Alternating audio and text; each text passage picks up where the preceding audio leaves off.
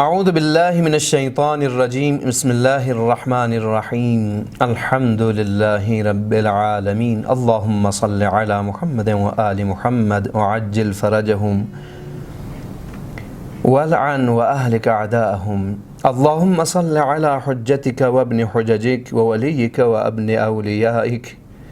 واحفظہ من بین یدیہ ومن خلفہ وعن یمینہ وعن شمالہ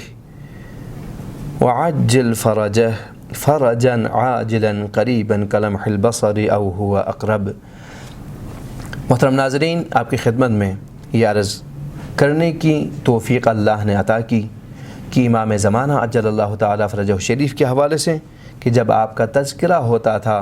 تو ائمہ معصومین علیہم السلام گریہ فرماتے تھے، روتے تھے، زار و قطار روتے تھے، تڑپتے تھے، منقلب ہو جاتے تھے۔ ایک دو نمونے پیش کرنے کی ہم کوشش کر رہے ہیں۔ آج کے اس پروگرام میں آپ کی خدمت میں جو نمونہ پیش کرنے جا رہا ہوں، چھٹے امام جعفر صادق علیہ السلام کی زندگی کا واقعہ ہے۔ فرماتے ہیں کہ راوی یہ عرض کرتا ہے کہ ہم اپنے ساتھ اپنے بہت سارے ساتھیوں کو لے کر امام صادق علیہ السلام کی حضور ملاقات کی غرض سے چلے گئے۔ جب ہم داخل ہو گئے تو دیکھا کہ امام جعفر صادق قرآن ناطق علیہ السلام زار و قطار گریہ کر رہے ہیں، رو رہے ہیں۔ نہ صرف رو رہے ہیں بلکہ ہم جب دروازے پہ پہنچے تو دیکھا کہ آپ کے رونے کی آواز باہر تک آ رہی ہے۔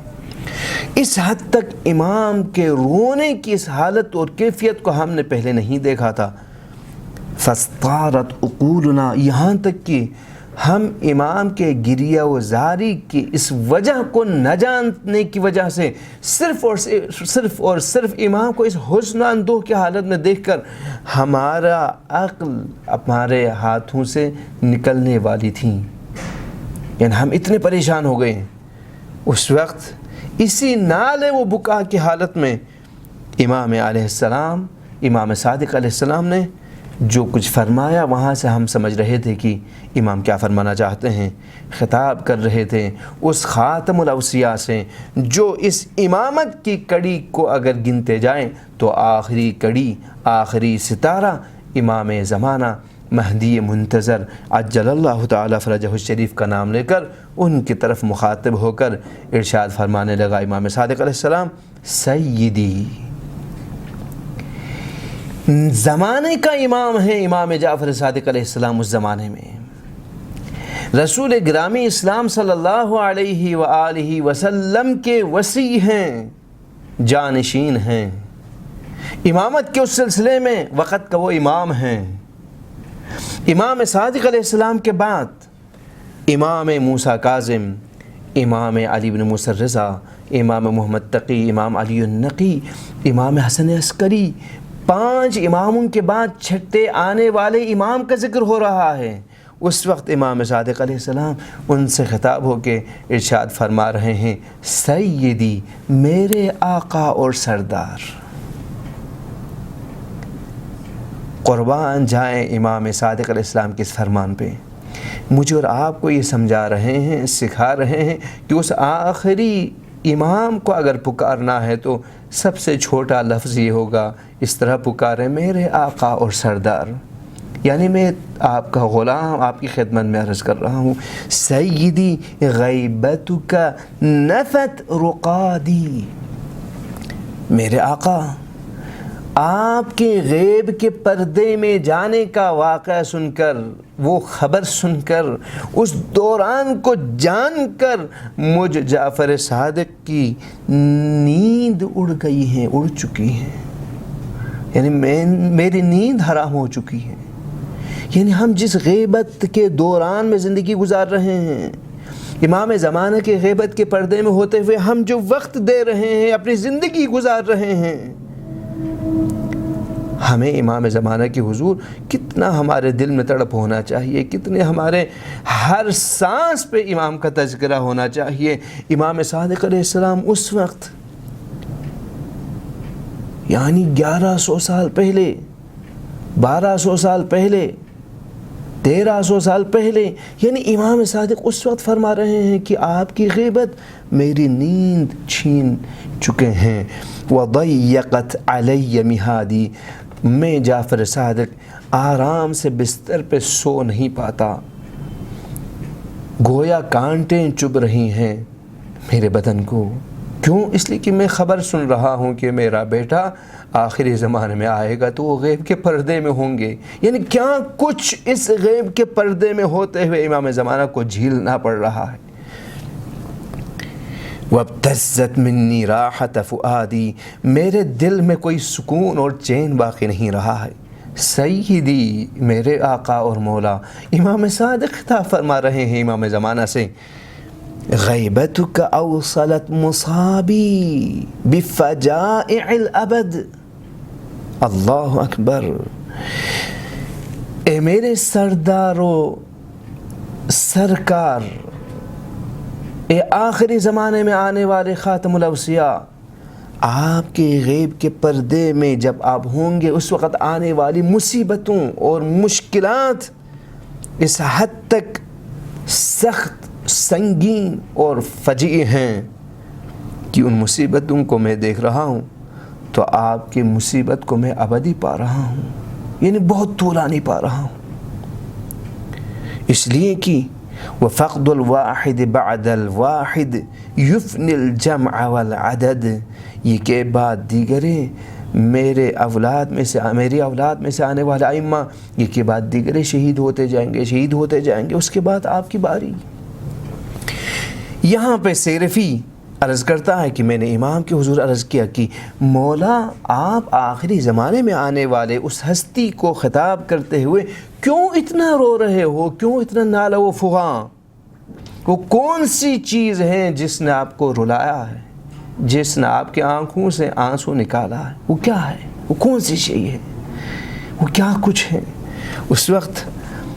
آپ کیوں ماتم کر رہے ہیں؟ تو امام صادق علیہ السلام اس کے جواب میں فرماتے ہیں کہ کیا کچھ یہاں پہ پیش آئے گا، کیا کچھ ہو رہا ہے۔ ابو خالد کے لیے جواب دے رہے ہیں، اے ابو خالد، آج صبح میں اس کتاب کو دیکھ رہا تھا جس میں جعفر لکھا ہوا ہے، جس میں جعفر کے علوم محفوظ ہیں۔ اس میں نے دیکھا، اس میں ایک باب ایسا ہے جو آئندہ آنے والی مصیبتوں، بلایا، منایا کہ کس کی عمر کتنی ہوگی، کون اپنے زندگی میں کیا کچھ کرے گا، جو سب کچھ رسول اکرم صلی اللہ علیہ وآلہ وسلم سے ہمارے جد امجد امیر المؤمنین کو پھر یہ کے بعد دیگر ہم ائمہ کے پاس ہیں۔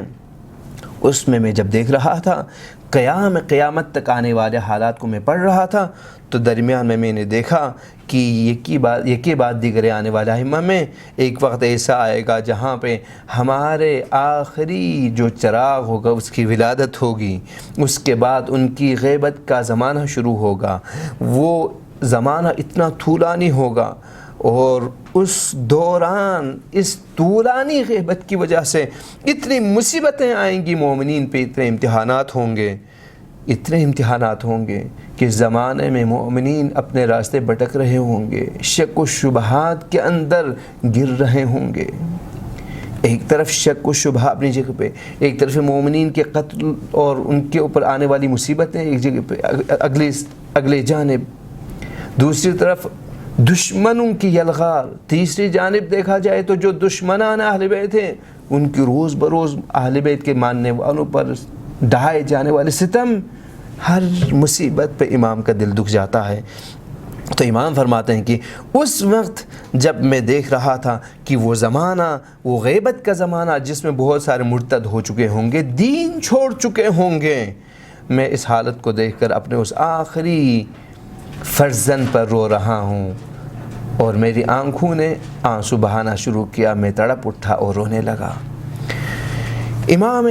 علی بن موسیٰ رضا علیہ السلام کے زمانے میں بھی فرماتے ہیں کہ دئبل خزائی جو معروف شاعر تھے، امام زمانہ کے حضور آئے اور مدارس آیات جو معروف ان کے اشعار ہیں، مدارس آیات خلت من تلاوہ، اس شعر کو جب وہ بیان کر رہے تھے یہاں تک کہ آخری زمانے کے امام کا ذکر ہوا تو اس نے عرض کیا کہ خروج امام لا محالۃ خارج وہ امام جس کا ظاہر ہونا اور اس کے ظاہر ہونے نہ ہونے میں کوئی سوال پیدا نہیں ہوتا، اسے ظاہر ہونا ہے، غیب کے پردے سے نکلنا ہے۔ یقوم علی اسم اللہ والبرکات، یہ اشعار پڑھ رہے تھے، وہ حق اور باطل میں وہ فرق کر پائے گا، وہ اللہ کے نعمتوں کو ہم تک پہنچا دیں گے، یہاں تک کہ قیامت سے پہلے اس کا قیام ہوگا اور باطل کی شکست ہوگی، حق کا بول بالا ہوگا، چرچا ہوگا۔ یہاں تک کہ جب دیبل اس شعر کو پڑھ رہے تھے، امام رضا علیہ السلام رونے لگے، یہاں تک رویا، بکر رضا علیہ السلام بکاء شدیدا۔